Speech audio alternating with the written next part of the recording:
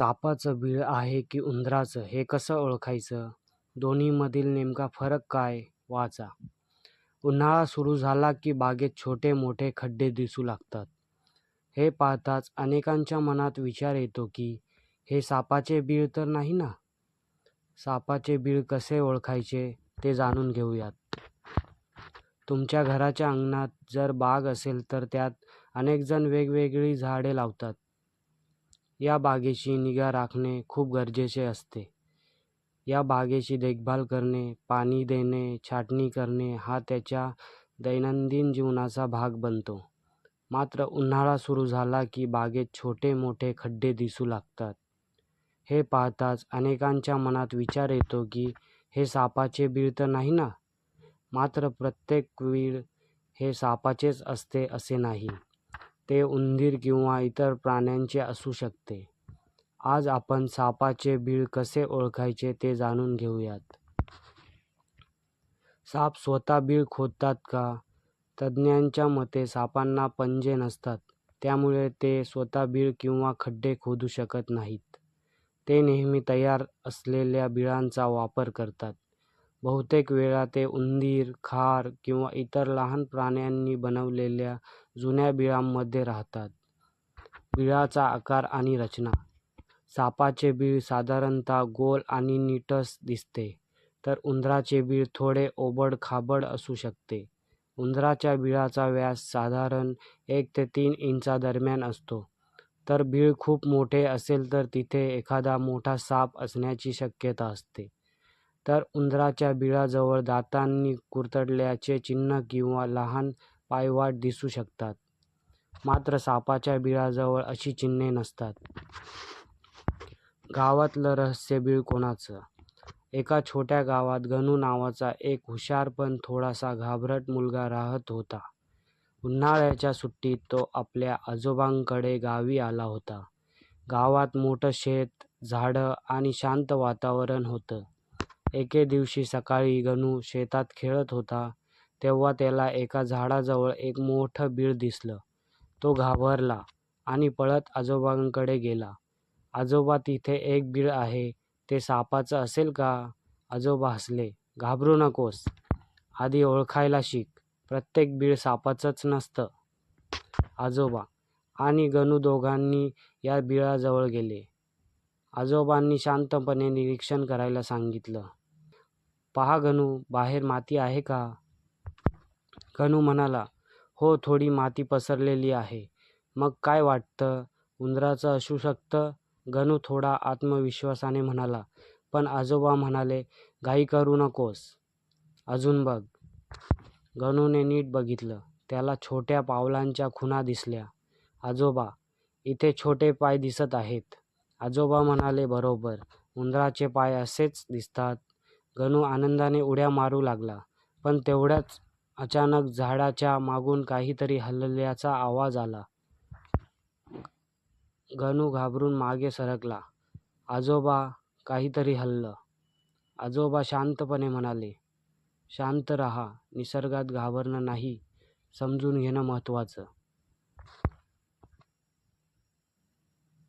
दोघं हळूच पुढे गेले. झुडपांमधून एक छोटा उंदीर पळत आला आणि बिळात शिरला. अरे, हा उंदीर आहे, गणू हसत म्हणाला. आजोबा म्हणाले, बघ, निरीक्षण केलंस तर सत्य कळतं. फक्त भीतीने निर्णय घेतला असतास तर तू घाबरलास असता. गणूने विचारलं, पण सापाचं बिळ कसं ओळखायचं? आजोबा पुन्हा समजावू लागले. साप बाहेर माती टाकत नाही. त्याच्या हालचालीची वाकडी रेष दिसते आणि कधीकधी शांत गुळगुळीत बिळ असतं. त्या रात्री गणूला झोप येत नव्हती.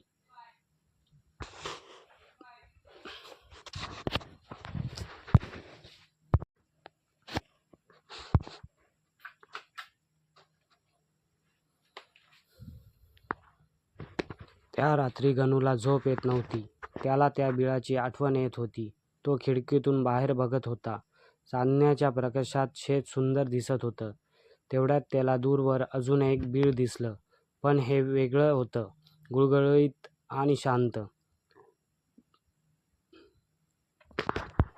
दुसऱ्या दिवशी तो आजोबांसोबत तिथे गेला.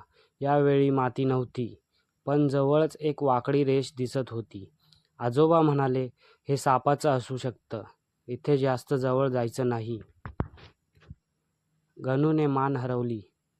गणूने मान हलवली. त्याला आता समजलं होतं, निसर्गात सावधपणे आणि ज्ञानाने वागायचं. सुट्टी संपली तेव्हा गणू खूप काही शिकला होता. तो आता घाबरट नव्हता, तर समजूतदार झाला होता. तो म्हणाला, "आता मला कळलं आजोबा, भीतीपेक्षा ज्ञान मोठं असतं." आजोबा हसले आणि निसर्ग हा आपला सर्वात मोठा शिक्षक आहे. गावातलं रहस्य बीळ कोणाचं? एका छोट्या गावात माधव नावाचा एक हुशार पण थोडासा घाबरट मुलगा राहत होता. उन्हाळ्याच्या सुट्टीत तो आपल्या गावी आला होता. गावात मोठं शेत, झाडं आणि शांत वातावरण होतं. एके दिवशी सकाळी माधव शेतात खेळत होता तेव्हा त्याला एक झाडाजवळ एक मोठं बीळ दिसलं. तो घाबरला आणि पळत आजोबांकडे गेला. "आजोबा, तिथे एक बीळ आहे. ते सापाचं असेल का?" आजोबा हसले. "घाबरू नकोस, आधी ओळखायला शिक. प्रत्येक बीळ सापाचंच नसतं."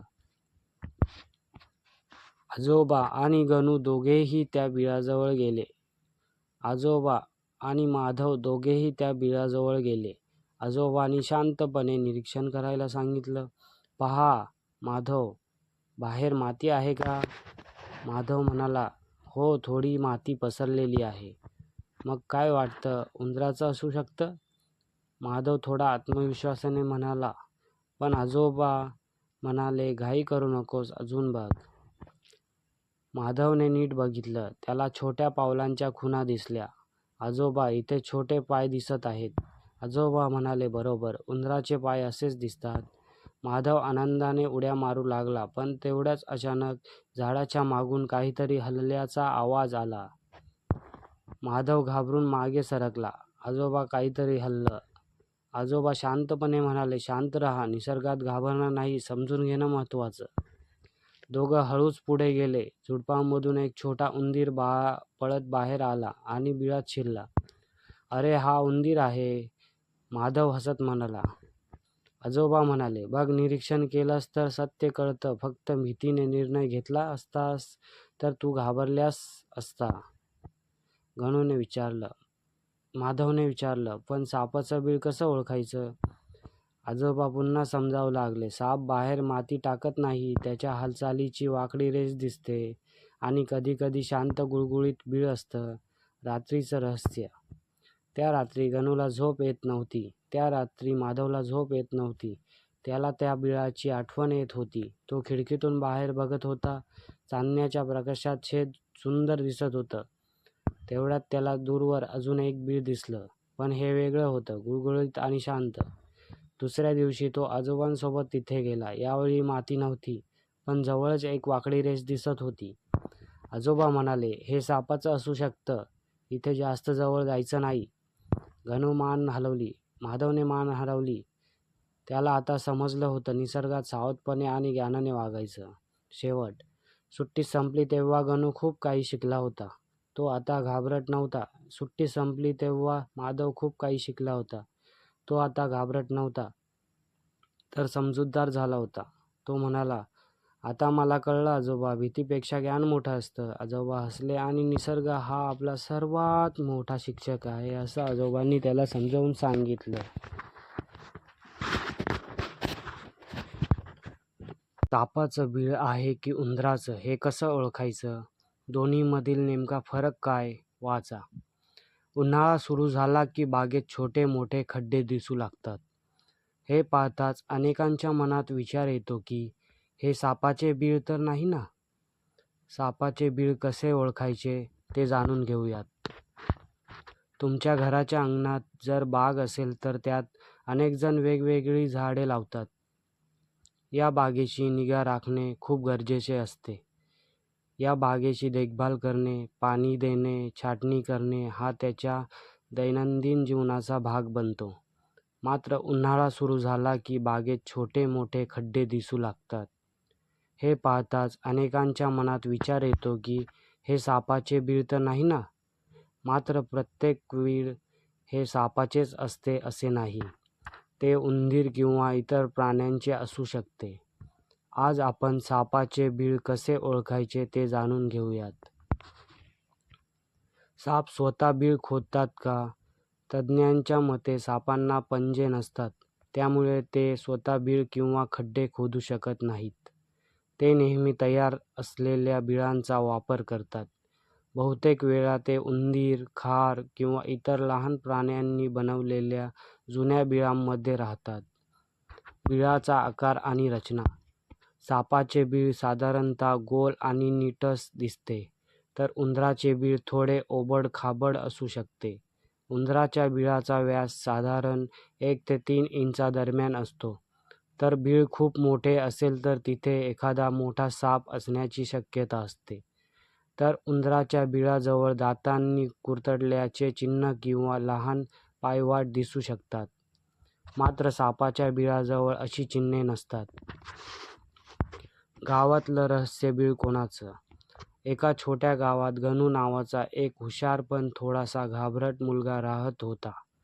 उन्हाळ्याच्या सुट्टीत तो आपल्या आजोबांकडे गावी आला होता. गावात मोठं शेत, झाडं आणि शांत वातावरण होतं. एके दिवशी सकाळी गणू शेतात खेळत होता, तेव्हा त्याला एका झाडाजवळ एक मोठं बीळ दिसलं. तो घाबरला आणि पळत आजोबांकडे गेला. आजोबा, तिथे एक बीळ आहे, ते सापाचं असेल का? आजोबा हसले. घाबरू नकोस, आधी ओळखायला शिक. प्रत्येक बीळ सापाचंच नसतं. आजोबा आणि गणू दोघांनी या बिळाजवळ गेले. आजोबांनी शांतपणे निरीक्षण करायला सांगितलं. पहा गणू, बाहेर माती आहे का? गणू म्हणाला, हो, थोडी माती पसरलेली आहे. मग काय वाटतं, उंदराचं असू शकतं? गणू थोडा आत्मविश्वासाने म्हणाला. पण आजोबा म्हणाले, घाई करू नकोस, अजून बघ. गणूने नीट बघितलं. त्याला छोट्या पावलांच्या खुणा दिसल्या. आजोबा, इथे छोटे पाय दिसत आहेत.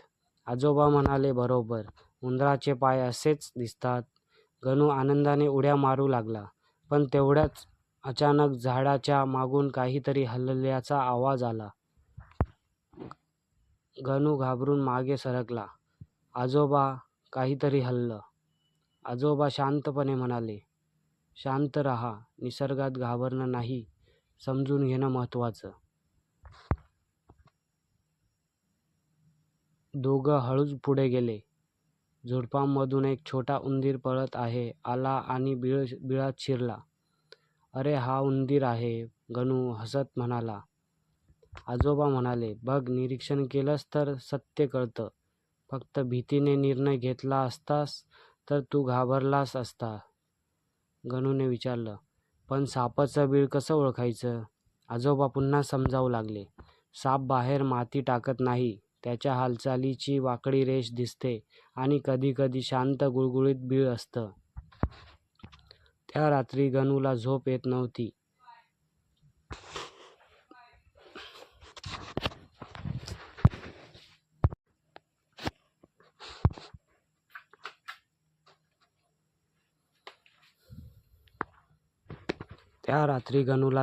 नव्हती. त्याला त्या बिळाची आठवण येत होती. तो खिडकीतून बाहेर बघत होता. चांदण्याच्या प्रकाशात शेत सुंदर दिसत होतं. तेवढ्यात त्याला दूरवर अजून एक बीळ दिसलं. पण हे वेगळं होतं, गुळगुळीत आणि शांत. दुसऱ्या दिवशी तो आजोबांसोबत तिथे गेला.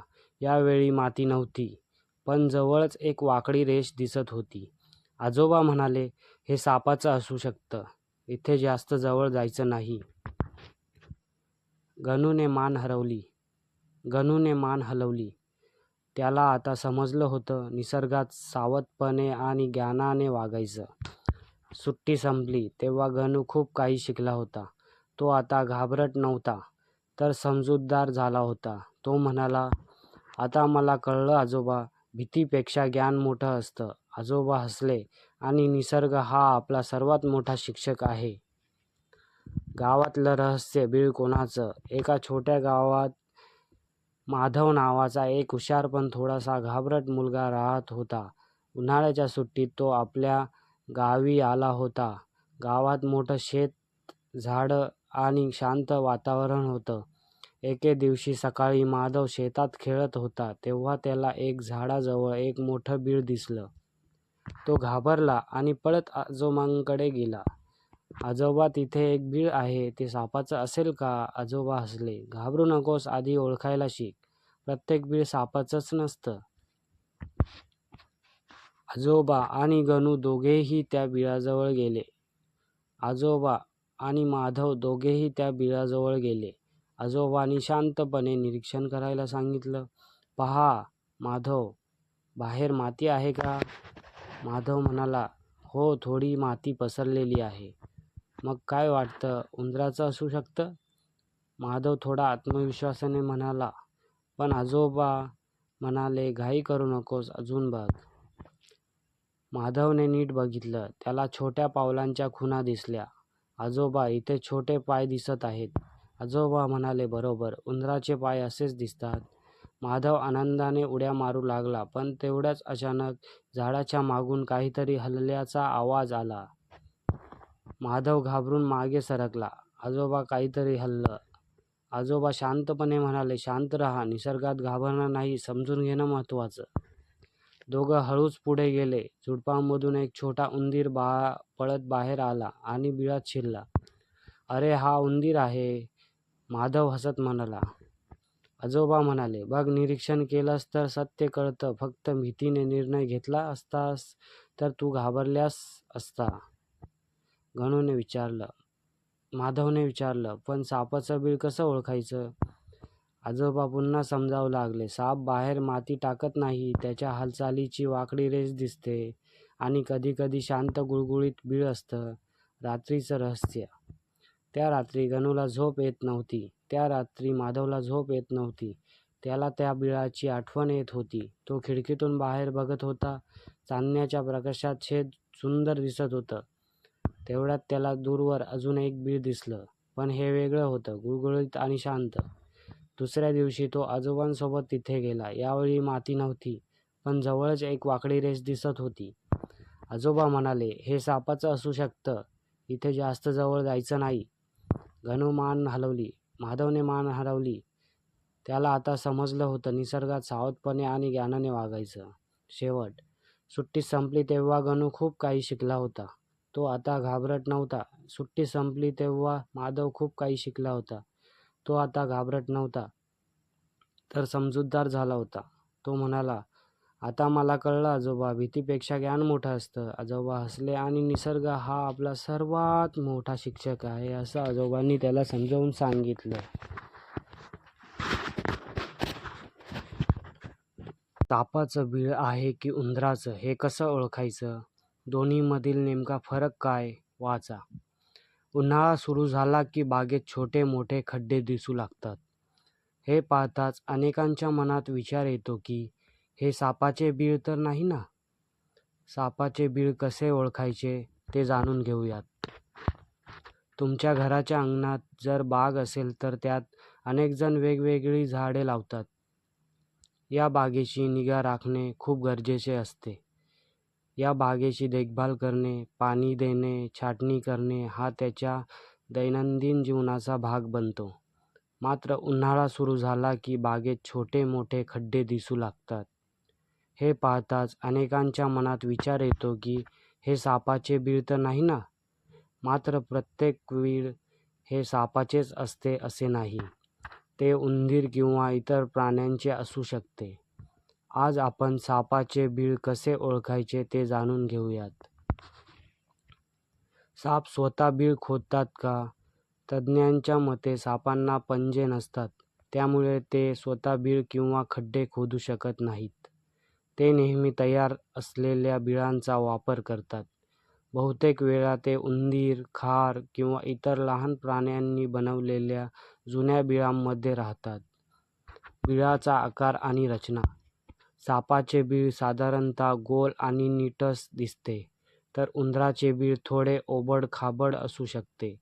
उंदराच्या बिळाचा व्यास साधारण 1 ते 3 इंचादरम्यान असतो, तर बीळ खूप मोठे असेल तर तिथे एखादा मोठा साप असण्याची शक्यता असते. तर उंदराच्या बिळाजवळ दातांनी कुरतडल्याचे चिन्ह किंवा लहान पायवाट दिसू शकतात, मात्र सापाच्या बिळाजवळ अशी चिन्हे नसतात. गावातलं रहस्य बीळ कोणाचं? एका छोट्या गावात गणू नावाचा एक हुशार पण थोडासा घाबरट मुलगा राहत होता. उन्हाळ्याच्या सुट्टीत तो आपल्या आजोबांकडे गावी आला होता. गावात मोठं शेत, झाडं आणि शांत वातावरण होतं. एके दिवशी सकाळी गणू शेतात खेळत होता, तेव्हा त्याला एका झाडाजवळ एक मोठं बीळ दिसलं. तो घाबरला आणि पळत आजोबांकडे गेला. आजोबा, तिथे एक बीळ आहे, ते सापाचं असेल का? आजोबा हसले. घाबरू नकोस, आधी ओळखायला शिक. प्रत्येक बीळ सापाचंच नसतं. आजोबा आणि गणू दोघांनी या बिळाजवळ गेले. आजोबांनी शांतपणे निरीक्षण करायला सांगितलं. पहा, गणू थोडा आत्मविश्वासाने म्हणाला. पण आजोबा म्हणाले, घाई करू नकोस, अजून बघ. गणूने नीट बघितलं. त्याला छोट्या पावलांच्या खुणा दिसल्या. आजोबा, इथे छोटे पाय दिसत आहेत. आजोबा म्हणाले, बरोबर, उंदराचे पाय असेच दिसतात. गणू आनंदाने उड्या मारू लागला. पण तेवढ्याच अचानक झाडाच्या मागून काहीतरी हलल्याचा आवाज आला. गणू घाबरून मागे सरकला. आजोबा, काहीतरी हललं. आजोबा शांतपणे म्हणाले, शांत राहा, निसर्गात घाबरणं नाही, समजून घेणं महत्त्वाचं. दोघं हळूच पुढे गेले. झुडपांमधून एक छोटा उंदीर पळत आला आणि बिळात शिरला. अरे, हा उंदीर आहे, गणू हसत म्हणाला. आजोबा म्हणाले, बघ, निरीक्षण केलंस तर सत्य कळतं. फक्त भीतीने निर्णय घेतला असतास तर तू घाबरलास असता. गणूने विचारलं, पण सापाचं बीळ कसं ओळखायचं? आजोबा पुन्हा समजावू लागले. साप बाहेर माती टाकत नाही, त्याच्या हालचालीची वाकडी रेष दिसते आणि कधीकधी शांत गुळगुळीत बीळ असतं. त्या रात्री गणूला झोप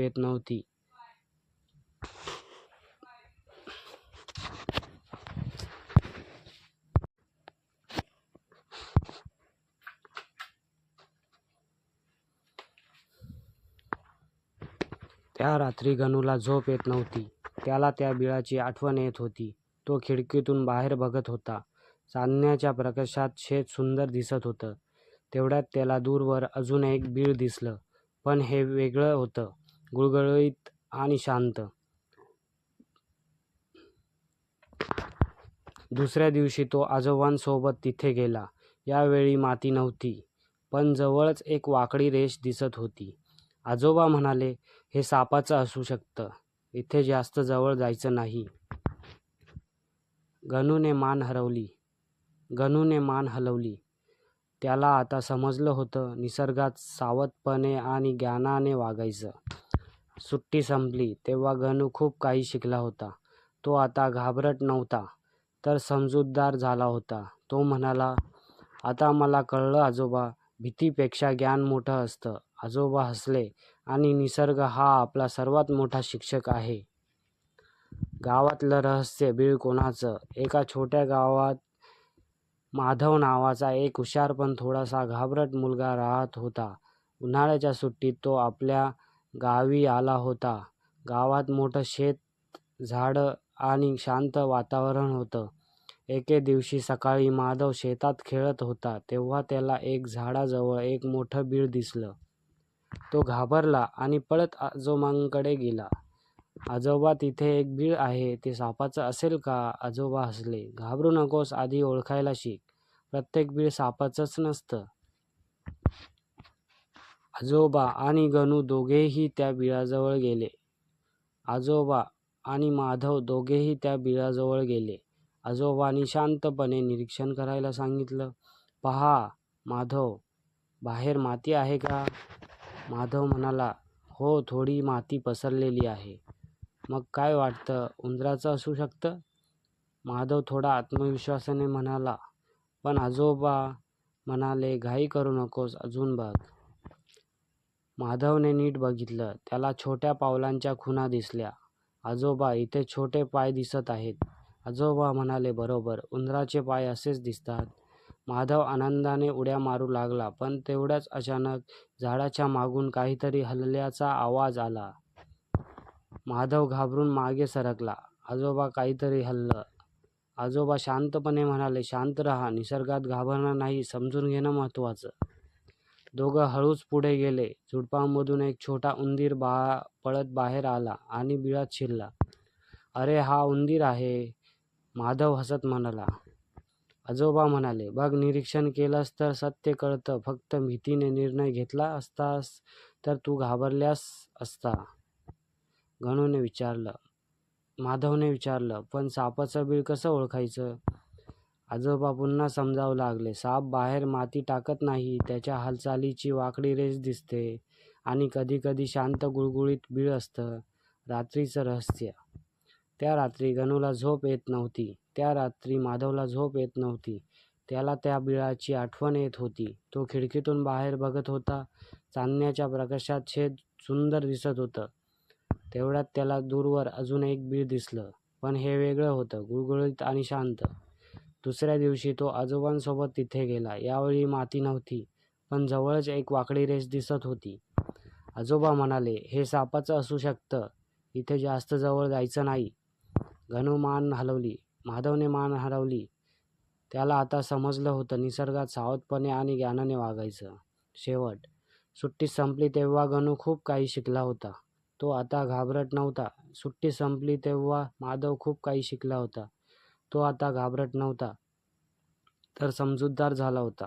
तो म्हणाला, आता मला कळलं आजोबा, भीतीपेक्षा ज्ञान मोठं असतं. आजोबा हसले आणि निसर्ग हा आपला सर्वात मोठा शिक्षक आहे, असं आजोबांनी त्याला समजावून सांगितलं.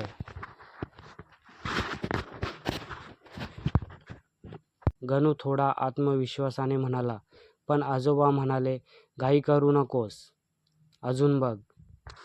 गणूने नीट बघितलं. त्याला छोट्या पावलांच्या खुणा दिसल्या. आजोबा, इथे छोटे पाय दिसत आहेत. आजोबा म्हणाले, बरोबर, उंदराचे पाय असेच दिसतात. गणू आनंदाने उड्या मारू लागला, पण तेवढ्याच अचानक झाडाच्या मागून काहीतरी हलल्याचा आवाज आला. गणू घाबरून मागे सरकला. आजोबा, काहीतरी हललं. आजोबा शांतपणे म्हणाले, शांत रहा, निसर्गात घाबरणं नाही, समजून घेणं महत्त्वाचं. दोघं हळूच पुढे गेले. झुडपांमधून एक छोटा उंदीर पळत आला आणि बिळात शिरला. अरे, हा उंदीर आहे, गणू हसत म्हणाला. आजोबा म्हणाले, बघ, निरीक्षण केलंस तर सत्य कळतं. फक्त भीतीने निर्णय घेतला असतास तर तू घाबरलास असता. गणूने विचारलं, पण सापाचं बिळ कसं ओळखायचं? आजोबा पुन्हा समजावू लागले. साप बाहेर माती टाकत नाही, त्याच्या हालचालीची वाकडी रेष दिसते आणि कधीकधी शांत गुळगुळीत बिळ असतं. त्या रात्री गणूला झोप येत नव्हती.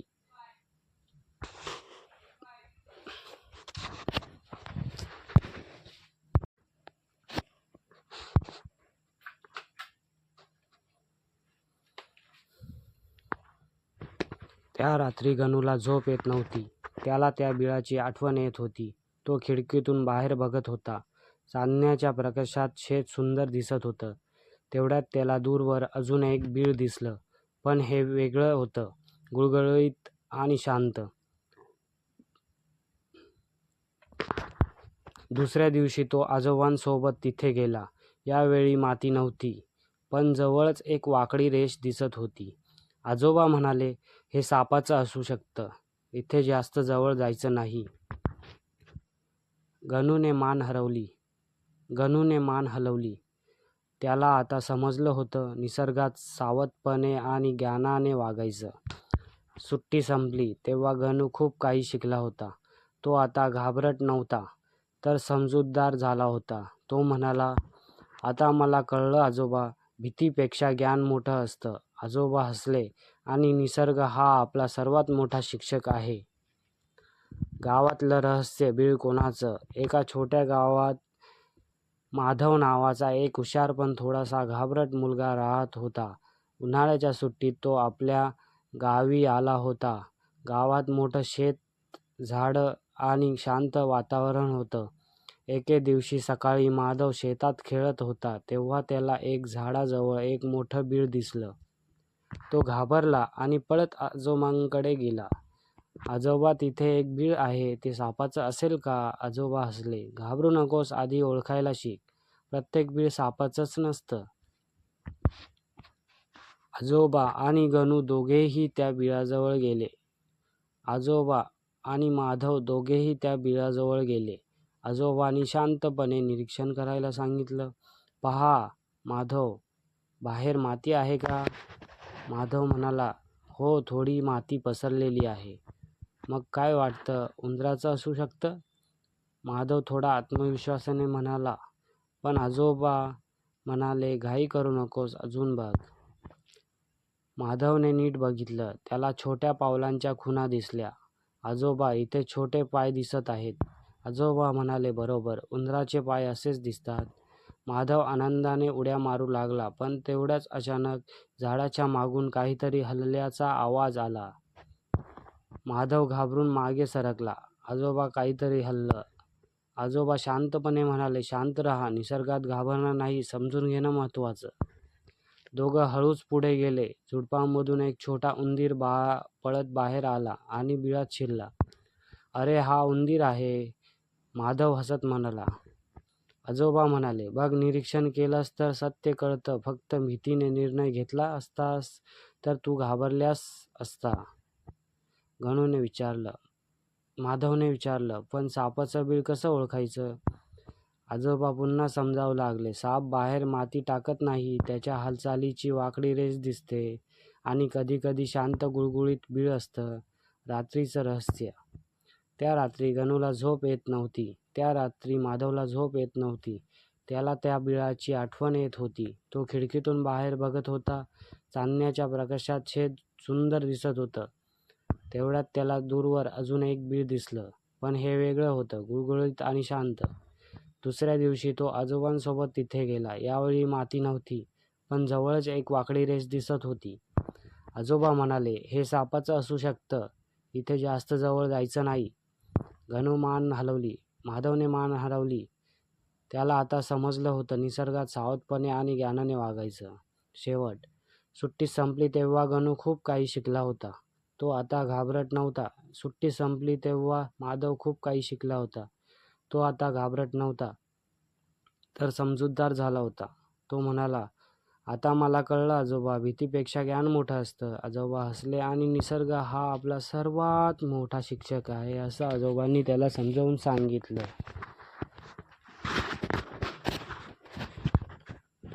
गणू थोडा आत्मविश्वासाने म्हणाला, पण आजोबा म्हणाले, घाई करू नकोस, अजून बघ.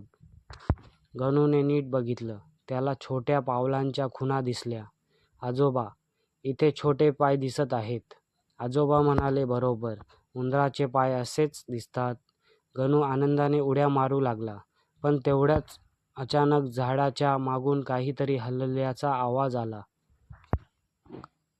गणू घाबरून मागे सरकला. आजोबा, काहीतरी हललं. आजोबा शांतपणे म्हणाले, शांत रहा, निसर्गात घाबरणं नाही, समजून घेणं महत्त्वाचं. दोघं हळूच पुढे गेले. झुडपांमधून एक छोटा उंदीर पळत आला आणि बिळात शिरला. अरे, हा उंदीर आहे, गणू हसत म्हणाला. आजोबा म्हणाले, बघ, निरीक्षण केलंस तर सत्य कळतं. फक्त भीतीने निर्णय घेतला असतास तर तू घाबरलास असता. गणूने विचारलं, पण सापाचं बीळ कसं ओळखायचं? आजोबा पुन्हा समजावू लागले. साप बाहेर माती टाकत नाही, त्याच्या हालचालीची वाकडी रेष दिसते आणि कधीकधी शांत गुळगुळीत बीळ असतं. त्या रात्री गणूला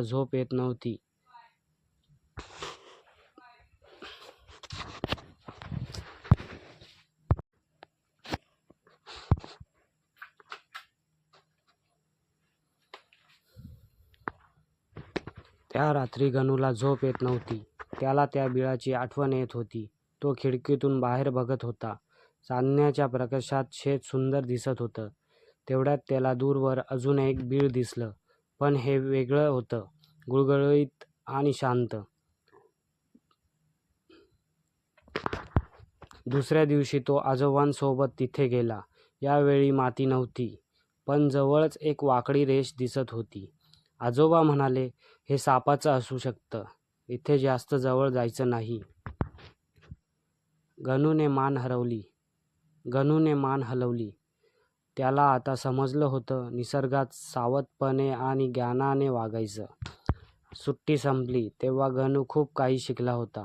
तो आता घाबरट नव्हता, तर समजूतदार झाला होता. तो म्हणाला, "आता मला कळलं आजोबा, भीतीपेक्षा ज्ञान मोठं असतं." आजोबा हसले, "आणि निसर्ग हा आपला सर्वात मोठा शिक्षक आहे."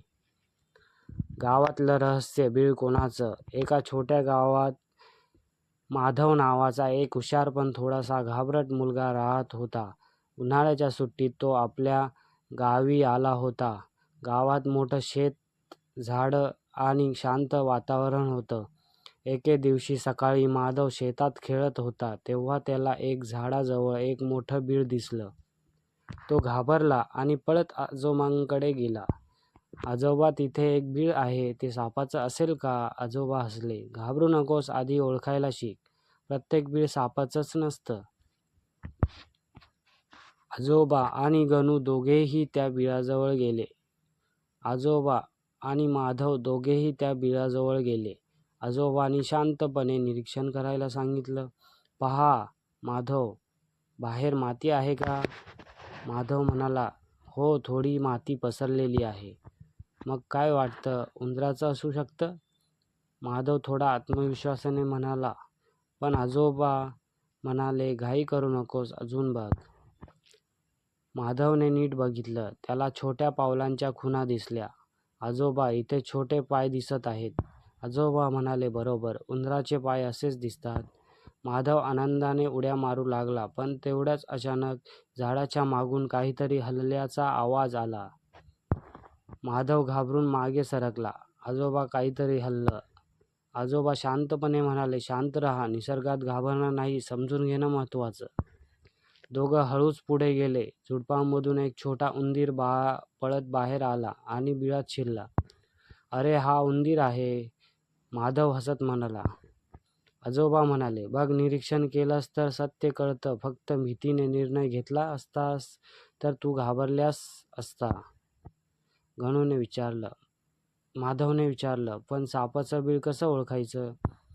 आजोबा पुन्हा समजावू लागले, "साप बाहेर माती टाकत नाही. त्याच्या हालचालीची वाकडी रेष दिसते आणि कधीकधी शांत गुळगुळीत बीळ असतं." रात्रीचं रहस्य. त्या रात्री माधवला झोप येत नव्हती. त्याला त्या बिळाची आठवण येत होती. तो खिडकीतून बाहेर बघत होता. चांदण्याच्या प्रकाशात शेत सुंदर दिसत होतं.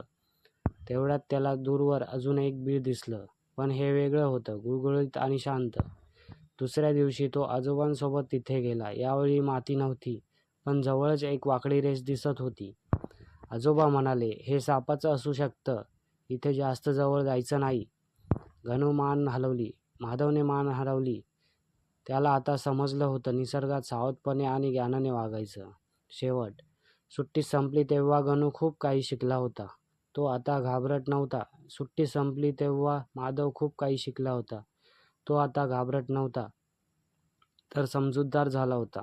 तो म्हणाला, "आता मला कळलं आजोबा, भीतीपेक्षा ज्ञान मोठं असतं." आजोबा हसले आणि निसर्ग हा आपला सर्वात मोठा शिक्षक आहे, असं आजोबांनी त्याला समजावून सांगितलं.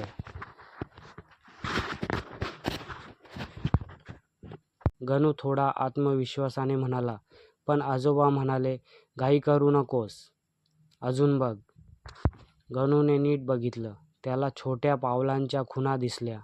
"आजोबा, इथे छोटे पाय दिसत आहेत." आजोबा म्हणाले, "बरोबर, उंदराचे पाय असेच दिसतात." गणू आनंदाने उड्या मारू लागला. पण तेवढ्याच अचानक झाडाच्या मागून काहीतरी हलल्याचा आवाज आला. गणू घाबरून मागे सरकला. "आजोबा, काहीतरी हललं." आजोबा शांतपणे म्हणाले, "शांत राहा, निसर्गात घाबरणं नाही, समजून घेणं महत्त्वाचं." दोघं हळूच पुढे गेले. झुडपांमधून एक छोटा उंदीर पळत आला आणि बिळात शिरला. "अरे, हा उंदीर आहे," गणू हसत म्हणाला. आजोबा म्हणाले, "बघ, निरीक्षण केलंस तर सत्य कळतं. फक्त भीतीने निर्णय घेतला असतास तर तू घाबरलास असता." गणूने विचारलं, "पण सापाचं बिळ कसं ओळखायचं?" आजोबा पुन्हा समजावू लागले, "साप बाहेर माती टाकत नाही. त्याच्या हालचालीची वाकडी रेष दिसते आणि कधीकधी शांत गुळगुळीत बिळ असतं."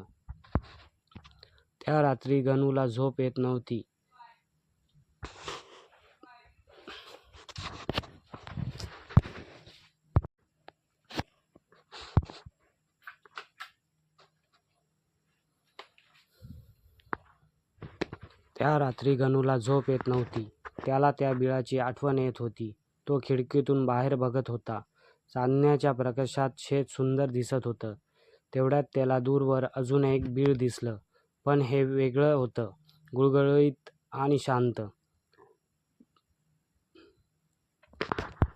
दुसऱ्या दिवशी तो आजोबांसोबत तिथे गेला.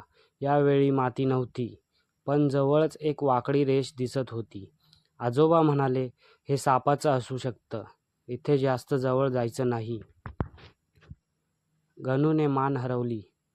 गणूने मान हलवली. त्याला आता समजलं होतं, निसर्गात सावधपणे आणि ज्ञानाने वागायचं. सुट्टी संपली तेव्हा गणू खूप काही शिकला होता. तो आता घाबरट नव्हता, तर समजूतदार झाला होता. तो म्हणाला, "आता मला कळलं आजोबा, भीतीपेक्षा ज्ञान मोठं असतं." आजोबा हसले, "आणि निसर्ग हा आपला सर्वात मोठा शिक्षक आहे." गावातलं रहस्य बीळ कोणाचं? एका छोट्या गावात माधव नावाचा एक हुशार पण थोडासा घाबरट मुलगा राहत होता. उन्हाळ्याच्या सुट्टीत तो आपल्या गावी आला होता. गावात मोठं शेत, झाडं आणि शांत वातावरण होतं. एके दिवशी सकाळी माधव शेतात खेळत होता तेव्हा त्याला एक झाडाजवळ एक मोठं बीळ दिसलं. तो घाबरला आणि पळत आजोबांकडे गेला. "आजोबा, तिथे एक बीळ आहे. ते सापाचं असेल का?" आजोबा हसले, "घाबरू नकोस, आधी ओळखायला शिक. प्रत्येक बीळ सापाचंच नसतं." आजोबा आणि गणू दोघेही त्या बिळाजवळ गेले. आजोबा आणि माधव दोघेही त्या बिळाजवळ गेले. आजोबांनी शांतपणे निरीक्षण करायला सांगितलं. "पहा माधव, बाहेर माती आहे का?" माधव म्हणाला, "हो, थोडी माती पसरलेली आहे." "मग काय वाटतं, उंदराचं असू शकतं?" माधव थोडा आत्मविश्वासाने म्हणाला. पण आजोबा म्हणाले, "घाई करू नकोस, अजून बघ." माधवने नीट बघितलं. त्याला छोट्या पावलांच्या खुणा दिसल्या. "आजोबा, इथे छोटे पाय दिसत आहेत." आजोबा म्हणाले, "बरोबर, उंदराचे पाय असेच दिसतात." माधव आनंदाने उड्या मारू लागला. पण तेवढ्याच अचानक झाडाच्या मागून काहीतरी हलल्याचा आवाज आला. माधव घाबरून मागे सरकला. "आजोबा, काहीतरी हललं." आजोबा शांतपणे म्हणाले, "शांत राहा. निसर्गात घाबरणं नाही, समजून घेणं महत्त्वाचं." दोघं हळूच पुढे गेले. झुडपांमधून एक छोटा उंदीर पळत बाहेर आला आणि बिळात शिरला. "अरे, हा उंदीर आहे," माधव हसत म्हणाला. आजोबा म्हणाले, "बघ, निरीक्षण केलंस तर सत्य कळतं. फक्त भीतीने निर्णय घेतला असतास तर तू घाबरलास असता." माधवने विचारलं, "पण सापाचं बिळ कसं ओळखायचं?" आजोबा पुन्हा समजावू लागले, "साप बाहेर माती टाकत नाही. त्याच्या हालचालीची वाकडी रेष दिसते आणि कधीकधी शांत गुळगुळीत बीळ असतं." रात्रीचं रहस्य. त्या रात्री गणूला झोप येत नव्हती. त्या रात्री माधवला झोप येत नव्हती. त्याला त्या बिळाची आठवण येत होती. तो खिडकीतून बाहेर बघत होता. चांदण्याच्या प्रकाशात शेत सुंदर दिसत होतं. तेवढ्यात त्याला दूरवर अजून एक बीळ दिसलं. पण हे वेगळं होतं, गुळगुळीत आणि शांत. दुसऱ्या दिवशी तो आजोबांसोबत तिथे गेला. यावेळी माती नव्हती, पण जवळच एक वाकडी रेष दिसत होती. आजोबा म्हणाले, "हे सापाचं असू शकतं. इथे जास्त जवळ जायचं नाही." माधवने मान हलवली. त्याला आता समजलं होतं, निसर्गात सावधपणे आणि ज्ञानाने वागायचं. शेवट. सुट्टी संपली तेव्हा गणू खूप काही शिकला होता. तो आता घाबरट नव्हता. सुट्टी संपली तेव्हा माधव खूप काही शिकला होता. तो आता घाबरट नव्हता, तर समजूतदार झाला होता. तो म्हणाला, आता मला कळलं आजोबा, भीतीपेक्षा ज्ञान मोठं असतं. आजोबा हसले आणि निसर्ग हा आपला सर्वात मोठा शिक्षक आहे, असं आजोबांनी त्याला समजावून सांगितलं. त्या रात्री गणूला झोप येत नव्हती. त्याला त्या बिळाची आठवण येत होती. तो खिडकीतून बाहेर बघत होता. चांदण्याच्या प्रकाशात शेत सुंदर दिसत होतं. तेवढ्यात त्याला दूरवर अजून एक बीळ दिसलं. पण हे वेगळं होतं, गुळगुळीत आणि शांत. दुसऱ्या दिवशी तो आजोबांसोबत तिथे गेला. यावेळी माती नव्हती, पण जवळच एक वाकडी रेष दिसत होती. आजोबा म्हणाले, हे सापाचं असू शकतं. इथे जास्त जवळ जायचं नाही. गणूने मान हलवली. त्याला आता समजलं होतं, निसर्गात सावधपणे आणि ज्ञानाने वागायचं. सुट्टी संपली तेव्हा गणू खूप काही शिकला होता. तो आता घाबरट नव्हता, तर समजूतदार झाला होता. तो म्हणाला, आता मला कळलं आजोबा, भीतीपेक्षा ज्ञान मोठं असतं. आजोबा हसले आणि निसर्ग हा आपला सर्वात मोठा शिक्षक आहे. गावातलं रहस्य बीळ कोणाचं? एका छोट्या गावात माधव नावाचा एक हुशार पण थोडासा घाबरट मुलगा राहत होता. उन्हाळ्याच्या सुट्टीत तो आपल्या गावी आला होता. गावात मोठं शेत, झाडं आणि शांत वातावरण होतं. एके दिवशी सकाळी माधव शेतात खेळत होता तेव्हा त्याला एक झाडाजवळ एक मोठं बीळ दिसलं. तो घाबरला आणि पळत आजोबांकडे गेला. आजोबा, तिथे एक बीळ आहे, ते सापाचं असेल का? आजोबा हसले. घाबरू नकोस, आधी ओळखायला शिक. प्रत्येक बीळ सापाचंच नसतं. आजोबा आणि गणू दोघेही त्या बिळाजवळ गेले. आजोबा आणि माधव दोघेही त्या बिळाजवळ गेले. आजोबांनी शांतपणे निरीक्षण करायला सांगितलं. पहा माधव, बाहेर माती आहे का? माधव म्हणाला, हो, थोडी माती पसरलेली आहे. मग काय वाटतं, उंदराचं असू शकतं? माधव थोडा आत्मविश्वासाने म्हणाला. पण आजोबा म्हणाले, घाई करू नकोस, अजून बघ. माधवने नीट बघितलं. त्याला छोट्या पावलांच्या खुणा दिसल्या. आजोबा, इथे छोटे पाय दिसत आहेत. आजोबा म्हणाले, बरोबर, उंदराचे पाय असेच दिसतात. माधव आनंदाने उड्या मारू लागला. पण तेवढ्याच अचानक झाडाच्या मागून काहीतरी हलल्याचा आवाज आला. माधव घाबरून मागे सरकला. आजोबा, काहीतरी हललं. आजोबा शांतपणे म्हणाले, शांत राहा, निसर्गात घाबरणं नाही, समजून घेणं महत्त्वाचं. दोघं हळूच पुढे गेले. झुडपांमधून एक छोटा उंदीर पळत बाहेर आला आणि बिळात शिरला. अरे, हा उंदीर आहे, माधव हसत म्हणाला. आजोबा म्हणाले, बघ, निरीक्षण केलंस तर सत्य कळतं. फक्त भीतीने निर्णय घेतला असतास तर तू घाबरल्यास असता. माधवने विचारलं, पण सापाचं बीळ कसं ओळखायचं? आजोबा पुन्हा समजावू लागले. साप बाहेर माती टाकत नाही, त्याच्या हालचालीची वाकडी रेष दिसते आणि कधीकधी शांत गुळगुळीत बीळ असतं. रात्रीचं रहस्य. त्या रात्री गणूला झोप येत नव्हती. त्या रात्री माधवला झोप येत नव्हती. त्याला त्या बिळाची आठवण येत होती. तो खिडकीतून बाहेर बघत होता. चांदण्याच्या प्रकाशात शेत सुंदर दिसत होतं. तेवढ्यात त्याला दूरवर अजून एक बीळ दिसलं. पण हे वेगळं होतं, गुळगुळीत आणि शांत. दुसऱ्या दिवशी तो आजोबांसोबत तिथे गेला. यावेळी माती नव्हती, पण जवळच एक वाकडी रेष दिसत होती. आजोबा म्हणाले, हे सापाचं असू शकतं. इथे जास्त जवळ जायचं नाही. माधवने मान हलवली. त्याला आता समजलं होतं, निसर्गात सावधपणे आणि ज्ञानाने वागायचं. शेवट. सुट्टी संपली तेव्हा गणू खूप काही शिकला होता. तो आता घाबरट नव्हता. सुट्टी संपली तेव्हा माधव खूप काही शिकला होता. तो आता घाबरट नव्हता, तर समजूतदार झाला होता. तो म्हणाला, आता मला कळलं आजोबा, भीतीपेक्षा ज्ञान मोठं असतं. आजोबा हसले आणि निसर्ग हा आपला सर्वात मोठा शिक्षक आहे, असं आजोबांनी